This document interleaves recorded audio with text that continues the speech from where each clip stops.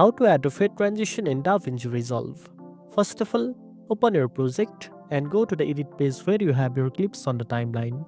Find a spot between two clips where you want to add the fade transition. Make sure the clips are placed next to each other. Next, click on the effects library located in the top left corner. Under the toolbox section, open the video transitions folder. Here you will see many transition options, but the one you need is called cross dissolve. Drag and drop the cross dissolve transition onto the cut point between your two clips. You will immediately see the fade effect applied, blending the end of the first clip into the start of the second clip smoothly. To customize the duration of the fade, click on the transition in the timeline.